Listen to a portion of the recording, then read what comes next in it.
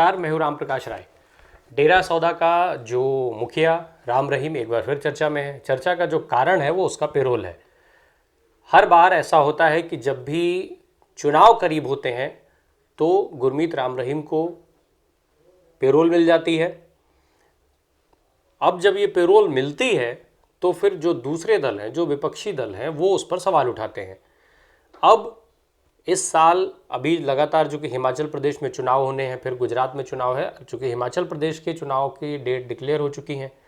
अब राम रहीम पेरोल पे एक बार फिर बाहर हैं। अभी 14 अक्टूबर को राम रहीम को 40 दिनों की पेरोल मिली। 15 अक्टूबर को अपने बागपत वाले आश्रम पहुंच गया। आश्रम में इस बार जो पेरोल राम रहीम को मिली थी उसमें कोर्ट ने ये कहा था कि चूँकि आप आश्रम से बाहर नहीं जाएंगे, आश्रम से बाहर ना जाने का आदेश होने के बाद गुरमीत राम रहीम के लिए जो उनके डेरे हैं उसमें ऐसी तैयारियां हो रही थीं जो बिल्कुल किसी भी तरह उसको बाहर जाने की ज़रूरत ना हो। इस बार सारी जो उनके सत्संग होते हैं उसको ऑनलाइन सत्संग की तैयारी की गई है। उनके वहाँ पर निकलते ही उन्होंने ऐलान कर दिया कि पहले की तरह ही बातें होती रहेंगी। यहाँ तक कि गुरमीत राम रहीम ने खुद ये ऐलान किया था कि हम थे, हम हैं और हम ही रहेंगे। इस तरीके की भाषा गुरमीत राम रहीम के द्वारा इस्तेमाल की जा रही है। की भी जाएगी, क्यों ना की जाए भाई। हर बार चुनाव के पहले आखिर उनको पेरोल मिल जाती है, क्यों? दरअसल इसकी जो वजह है वो चुनाव, गुरमीत राम रहीम के जो बड़े जो फॉलोअर्स हैं उनकी संख्या और उन जो अनुयायी हैं वो अनुयायियों को प्रभावित करने की बात, ये सारी चीज़ें राजनीतिक रूप से जोड़ी जाती हैं। अब हरियाणा की सरकार पर कांग्रेस लगातार हमलावर हो रही है। कांग्रेस का कहना यह है कि चुनाव के मद्देनजर ही गुरमीत राम रहीम को पेरोल दी गई है। दरअसल जो पेरोल है, पेरोल देने का अधिकार राज्य की सरकार का होता है। इसको लेकर के अलग अलग नियम हैं। 2015-16 में एक बड़ी चर्चा शुरू हुई थी पेरोल को लेकर के। हालांकि ये जो चर्चा थी अभी उस पर कोई ठोस परिणाम नहीं निकले। साल 2017 में गुरमीत राम रहीम रोहतक की सुनारिया के जेल में पहुंचा था, तब से वो वहाँ पर जेल में है। और अगर हम इनके पेरोल की बात करें तो 2021-22 में इसको 6 बार पेरोल मिली। अब तक 6 बार पेरोल पर गुरमीत राम रहीम बाहर रह चुके हैं। चूँकि उसमें इनको बलात्कार के केस में ये अंदर गए थे, उसके बाद इनको उम्र कैद की सज़ा हुई थी। उम्र कैद की सज़ा ये भुगत रहे। पर जो इनके अनुयायी हैं उनका लाभ लेने के लिए राजनीतिक दल इसके फेवर में खड़े हुए दिखाई देते हैं। अगर आपको याद हो तो पंजाब चुनाव, जब पंजाब में विधानसभा के चुनाव होने थे उसके पहले भी राम रहीम को पेरोल पर बाहर लाया गया था।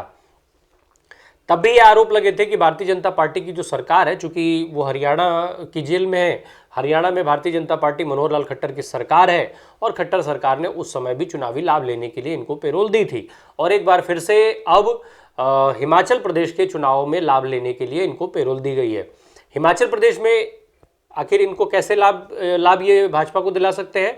दरअसल हिमाचल प्रदेश की जो सीमा है वो पंजाब से लगी हुई है।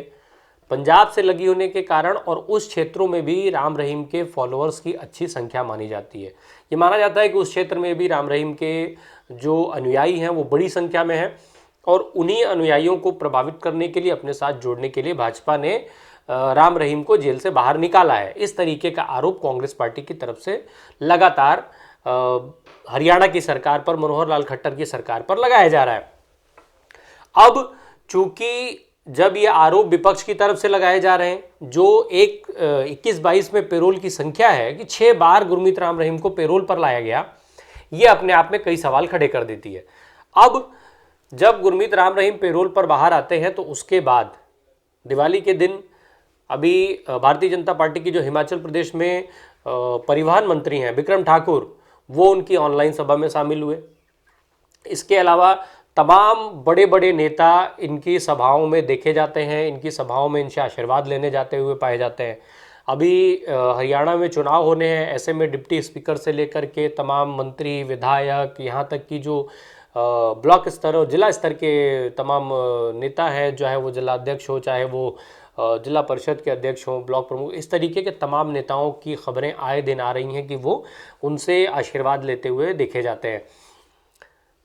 खुद आश्रम से बाहर जा नहीं सकते, पर ऑनलाइन की तैयारी खूब ज़बरदस्त रूप से हुई है। दिवाली के दिन एक वीडियो आता है, ये वीडियो करीब 3 मिनट का है, जिसमें ये नाचते गाते पूर्व की तरह ही बिल्कुल सजे धजे नाचते गाते हुए देखे जाते हैं। जिस तरीके से जेल जाने के पहले इनके सत्संग हुआ करते थे और ये तब खूब सज धज करके और बाकायदा डांस किया करते थे, उसी तरीके का वीडियो दिवाली के दिन जारी होता है 3 मिनट का।